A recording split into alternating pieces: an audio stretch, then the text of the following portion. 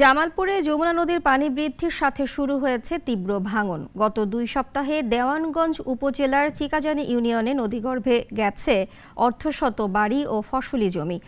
হুমকির মুখে 1,500 পরিবার। ভাঙন রোধে স্থায়ী কোনো উদ্যোগ না নেওয়ার অভিযোগ স্থানীয়দের। রবিউল ইসলামের ক্যামেরায় জামালপুর প্রতিনিধি আব্দুল্লাহ আল লোমানের রিপোর্ট, জানাচ্ছেন সিরাজুম মুনির শুভ।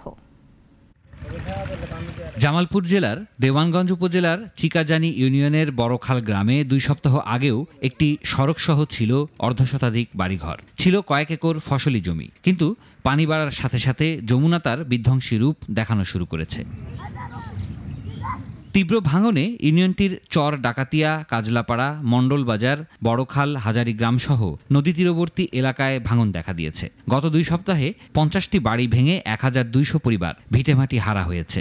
নদী আমগরে বাড়ি 14 বার ভাঙা হয়েছে। প্রতি বছরে সরকার কয়টাকে বস্তা ফেলে, এই বস্তায় কিছু কাজ হয় না। ভাঙতে ভাঙতে একে একে 4 এলাকা ভেঙে এখন আমরা ভেলামারি এসে গেছি। প্রতিদিনই নদীগর্ভে বিলীন হচ্ছে বসতবাড়ি, ফসলি জমি। ইতিমধ্যে একটি প্রাইমারি স্কুল, মসজিদ, মাদ্রাসা, ডাকাতিয়া গুচ্ছগ্রাম, আদর্শ গ্রাম সহ 10টি গ্রাম নদীগর্ভে গেছে। তান ভিক্ষা কিছুই চাই না, আমরা চাই একটা নদী শাসন। এই শাসন যদি করে দেয় আমাদের চিরদিনের জন্য একটা চিরকৃত থাকবে সরকারের কাছে। গত কয়েক বছর ধরে এই অঞ্চলে ভাঙন দেখা দিলেও রোধে কোনো ব্যবস্থা নেয়নি প্রশাসন, করা হয়নি স্থায়ী কোনো সমাধানও। জোরালো দাবি এলাকাবাসীর পক্ষ থেকে, সেটা চুগাইবাড়ি থেকে শুরু করে চর মাগরিহাট হয়ে আমরা এরান্ডাবাড়ি সীমানা পর্যন্ত দীর্ঘ প্রায় 7 কিলোমিটার নদী স্থায়ী শাসনের জন্য আমি সরকারের কাছে আকুল আবেদন করছি। তবে পানি উন্নয়ন বোর্ড বলছে স্থায়ী সমাধানের জন্য সমীক্ষা প্রকল্প প্রক্রিয়াধীন, বাস্তবায়ন হলে দ্রুত সময়ের মধ্যে কাজ শুরু হবে। সমীক্ষা প্রকল্প চলমান রয়েছে।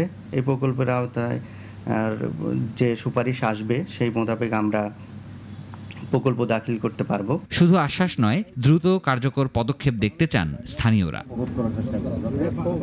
সিরাজুম মুনির শুভ, নাগরিক। ওয়ালটন ফ্রিজ কিনে অনেকের মতো আপনিও হয়ে যেতে পারেন মিলেনিয়াল। সেরা পণ্যের সেরা অফার।